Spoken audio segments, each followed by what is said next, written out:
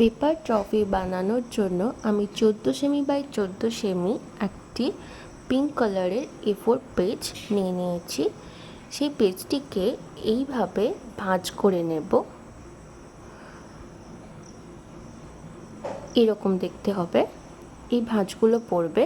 এরপর আমরা কোণগুলোকে এইভাবে কেটে নেব, আর তারপর মিডল থেকে এই কর্নারগুলো এইভাবে একটু একটু করে কাঁচি দিয়ে কেটে নিয়েছি।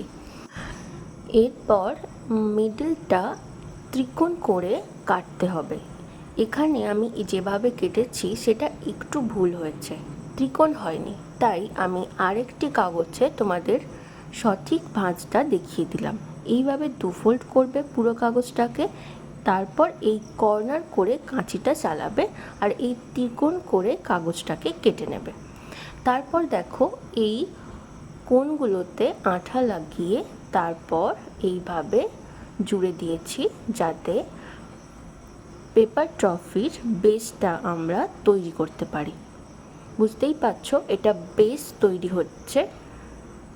কোণগুলো একটু আঙুল দিয়ে ভালো করে ভাঁজ করে নেবে যাতে একটা বক্স মতো হয়। এরপর আমি আরেকটি পিঙ্ক কালারের পেপার নিয়ে নিয়েছি, যার দৈর্ঘ্য প্রস্থ 19 সেমি বাই 19 সেমি।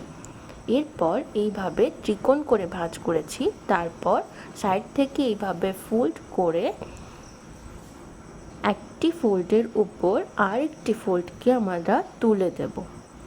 এইভাবে আঠা লাগিয়ে নিয়ে এইভাবে জুড়ে দিয়েছি।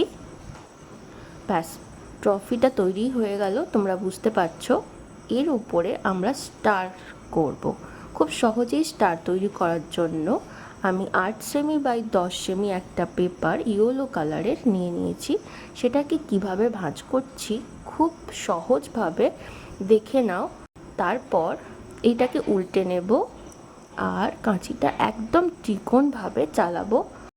আর এই ভাঁজটা খুললেই কিন্তু একটা সুন্দর স্টার হয়ে যাবে।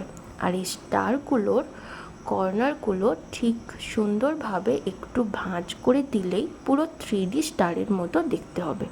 এই স্টারগুলো আমরা ট্রফির উপরে লাগিয়ে দেবো। প্রথমেই আমরা বেসের উপর ট্রফিটা এইভাবে লাগিয়ে দিলাম আর তার উপর আঠা দিয়ে স্টারগুলো লাগিয়ে দিয়েছি। তোমরা বেসটায় চাইলে একটা শক্ত কাগজও একইভাবে ফোল্ড করে লাগাতে পারো। তুমি যদি আমার চ্যানেলে নতুন হয়ে থাকো, সাবস্ক্রাইব করে রেখো। কেমন লাগলো অবশ্যই কমেন্টে জানিও। দেখা হচ্ছে পরের ভিডিওতে।